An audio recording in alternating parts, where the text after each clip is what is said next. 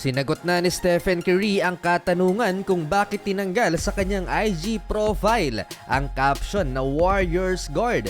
Biglang trending no ng first-time Olympic champion dahil parang nagbigay senyales na aalis na nga ito sa Golden State Warriors. Napatawa si Steph Curry at may pag-asa pa nga bang magkasama sila ni LeBron James sa iisang kupunan sa NBA. Ito ang nakakagulat na sagot ni Steph, pero bago yan, pumirma ng contract extension ng NBA superstar sa Golden State Warriors na nagkakahalaga ng $62.6 million para sa taong 2026 to 2027 NBA season. Napakalaking halaga niyan para sa 36 years old superstar. Though sulit naman dahil so far at peak pa rin ang performance ni Stephen Curry.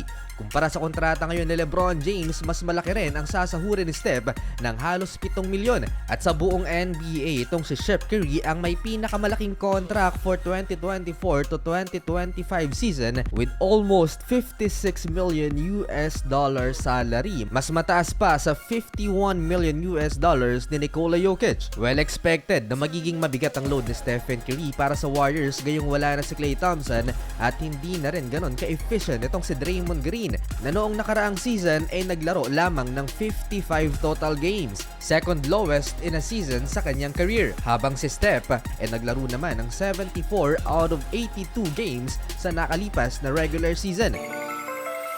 Ang current roster ng Warriors ay composed of mixed veterans and young players. Potential na maging starting lineup nila si Stephen Curry, Andrew Wiggins na malaki ang ibinagsak ng kanyang scoring average last season, Draymond Green or Trayce Jackson-Davis at center, and rising stars nilang si Brandon Podziemski at Jonathan Kuminga. Sa second unit nila, nakakuha ang Warriors ng kapalit ni Klay Thompson, si Buddy Hield who shots 39% beyond the arc. Andyan din si Kyle Anderson na may mataas na defensive rating sa nakalipas na NBA season. Malalim ang bench ng Warriors. Andyan din si DeAnthony Melton, two-way combo guard, Moses Moody, Kevon Looney at Gary Payton II. Sila yung mga players na papangunahan ni Stephen Curry sa papalapit na NBA season. So balik tayo sa sagot ni Steph kung ano ang dahilan kung bakit tinanggal niya ang Warriors guard caption sa kanyang IG profile. Pinalitan ng Olympic gold medalist caption at sinabayan pa ng post kasama si LeBron at Kevin Durant.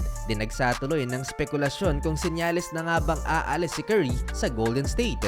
Very demure. You're not going I was just anywhere, proud to be an Olympian. right? You're here forever. Forever.